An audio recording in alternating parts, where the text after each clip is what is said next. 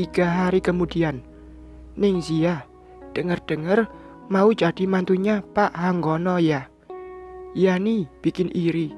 Mas Bima kan gantengnya pakai banget. Rasanya pengen tak tuker suamiku deh sama dia. Aku hanya bisa menggelengkan kepala saat mendengar semua ledekan dan gurauan mereka. Sungguh tak habis pikir, cepat sekali berita itu menyebar. Rasanya aku tak pernah menceritakan apapun pada mereka. Memang benar ungkapan tersebut, bahwa mulut tetangga adalah sumber informasi terupdate, dan saat ini aku sendiri telah membuktikannya. Nih pesanannya, Bu. Aku menyerahkan sosis dan otak-otak goreng kepada salah satu dari mereka. Wah, bentar lagi Neng Zia gak jualan lagi dong. Gak panas-panasan lagi, dorong gerobak. Neng Zia, bentar lagi gak dorong gerobak, tapi nyetir mobil, ucap mereka, lalu terkekeh. Mereka masih membicarakanku. Bahkan ketika aku sudah mulai mendorong gerobak kembali. Sungguh aku begitu penasaran, dari mana mereka tahu mengenai hubunganku dengan Mas Bima. Mbak Zia, jangan lupa sama kita ya.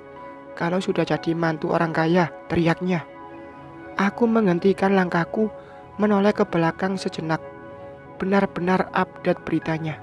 Bahkan aku sendiri tak pernah berpikir sejauh itu. Tahu dari mana? Jangan coba ngarang deh, balasku. Yeh, Mbak Bintang yang ngomong.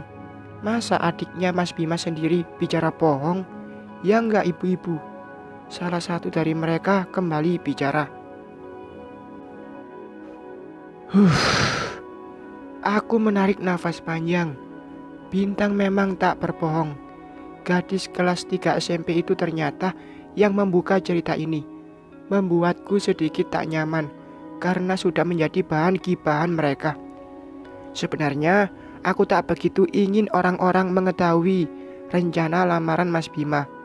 Namun tak bisa ku pungkiri, Bintang memang mengetahui hubungan kami. Karena Mas Bima seringkali menjadikan Bintang sebagai alasan untuk bertemu, sekalian memborong habis daganganku.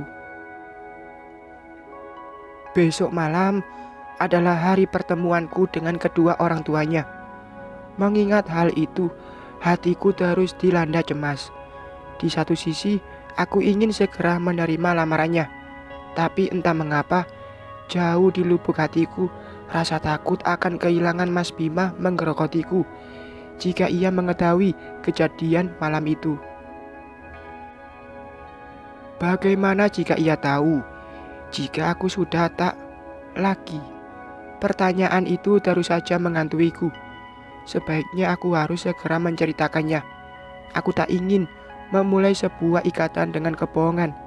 Apapun keputusan Mas Bima nanti, aku akan menerimanya. Karena aku tak mau rahasia malam itu akan menjadi bom waktu untukku suatu saat nanti. Aku kembali mendorong gerobakku keluar dari gang ini. Mataku membulat sempurna saat kulihat pemuda itu, Mas Rangga, sudah berdiri di depan gapura gang ini. Tadi aku ke rumahmu, Zia. Salah seorang tetanggamu bilang, jika kau sedang jualan dan memberitahu rute yang biasa kau lewati, ucapnya tanpa kutanya. Untuk apa mencariku, ketusku padanya. Ia memilih bungkam, lalu melipat lengan kemejanya. Langkahnya kini menghampiriku.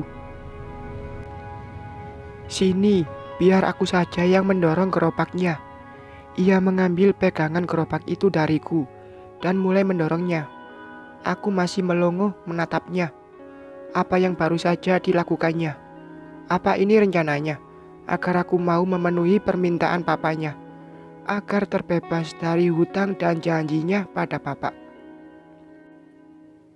Aku masih diam melihatnya yang mulai melangkah mendorong gerobak. Pakaiannya terlalu rapi untuk seorang penjajah makanan keliling. Kemeja berwarna biru muda dengan celana bahan hitam ditunjang dengan sepatu hitam yang mengkilat. Jujur saja, aku hampir tertawa melihatnya. Tunggu, pekiku. Ketika menyadari ia berjalan cukup jauh, ia menoleh. Ada apa, Zia? Apa aku salah jalan? Apa yang mau kau lakukan? Dengan mendorong gerobakku ini, ucapku. Begitu berhasil menyusulnya. Menemanimu jualan. Aku ingin tahu bagaimana rasanya berjualan seperti ini, ucapnya, sambil mengelap keringat yang mulai bercucuran di wajahnya. Apa kau sedang mengejekku saat ini? Tidak, Zia, kau jangan salah paham. Aku hanya ingin mengetahui semua hal tentangmu, itu saja, sahutnya mengelak. Untuk apa? Ia tak menjawabnya, memilih mengajukan pertanyaanku. Tak lama, ia kembali mendorong gerobak kembali. Laki-laki bernama Bima itu, apa dia kekasihmu? Tanyanya sambil berjalan. Terpaksa aku menyerah, mengikuti langkahnya. Kurasa itu bukan urusanmu, ketusku. Tuhan, bagaimana jika Mas Bima melihat laki-laki ini bersamaku? Apa yang akan dipikirkan olehnya?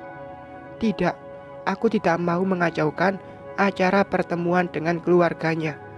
Segera ku ambil kembali pegangan gerobak dan mendorongnya sendiri. Ku belokkan arahnya. Sudah kuputuskan untuk pulang saja. Aku tak ingin mencari masalah jika Mas Bima melihatku bersamanya. Zia, panggilnya. Lebih baik kau pergilah dari sini, ketusku. Ia tak mendengarku, memilih mengikuti langkahku dan kemudian menggeser posisiku dari pegangan gerobak. Sudah, biar aku saja yang mendorongnya. Katakan saja kemana arahnya. Arah pulang menuju rumahku. Ia menghentikan langkahnya menoleh padaku. Terlihat jelas gurat kecewa di wajahnya. Baiklah, ucapnya menyerah. Aku mengikuti langkahnya. Ku biarkan saja ia yang mendorong gerobaknya. Beberapa pasang mata nampak memperhatikan kami, membuatku mulai merasa gerah. Mbak Zia, tolong goreng sosisnya 10 ya. Terdengar suara seorang pelangganku. Habis, Bu, jawabku cepat. Masih ada, Bu, jawabnya. Refleks aku menoleh, melotot tajam padanya. Maaf, Bu, tiba-tiba aku ada urusan, jadi mau pulang cepat. Aku memberikan alasan untuk menolak pelangganku. Karena kesal, aku mendorong tubuhnya dan memilih mendorong gerobak sendiri. Ia masih mengikuti langkahku. Tak lama, ku dengar mengeluh. Aku hanya ingin tahu bagaimana kau menjalani hidupmu selama ini, Zia. Aku memilih tak menjawabnya. Ku percepat langkahku. Tak ku dengar lagi suara langkah kakinya di belakangku. Aku menoleh ke belakang untuk memastikan keberadaannya. Baguslah, gumamku yang melihatnya diam, berdiri memandangku di sana. Hari sudah menjelang sore. Aku membelokkan gerobakku ke rumah Mak Siti untuk membayar semua barang yang kuambil tadi pagi padanya. Dengan langkah cepat, aku masuk ke rumahnya Mak Siti. Tak sabar ingin segera pulang. Bersambung.